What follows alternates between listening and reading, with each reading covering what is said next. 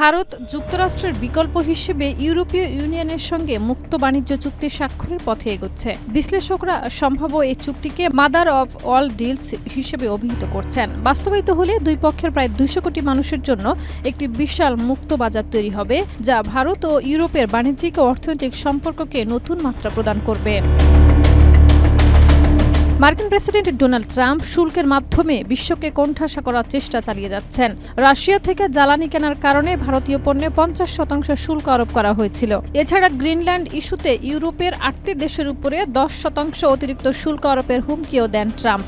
এই পরিস্থিতিতে ভারতই ইউরোপীয় ইউনিয়নের সঙ্গে চুক্তির উদ্যোগ নিয়েছে, যা বর্তমান ক্রমবর্ধমান ভূ রাজনৈতিক অস্থিরতার মধ্যে বিশেষভাবে গুরুত্বপূর্ণ বলে মনে করা হচ্ছে। নয়াদিল্লিতে ভারতের আমন্ত্রণে ইউরোপীয় কমিশনের প্রেসিডেন্ট উর্জুলা ডন ভার লায়েন এবং ইউরোপীয় কাউন্সিলের প্রেসিডেন্ট অ্যান্তোনিও কস্তা 77তম প্রজাতন্ত্র দিবসের অনুষ্ঠানে অংশ নেন। এছাড়া তারা নরেন্দ্র মোদীর সঙ্গে 3 দিনের বৈঠকও করবেন। সবকিছু ঠিক থাকলে 27 জানুয়ারি 20 বছর ধরে ঝুলে থাকা এই চুক্তি স্বাক্ষরিত হবে।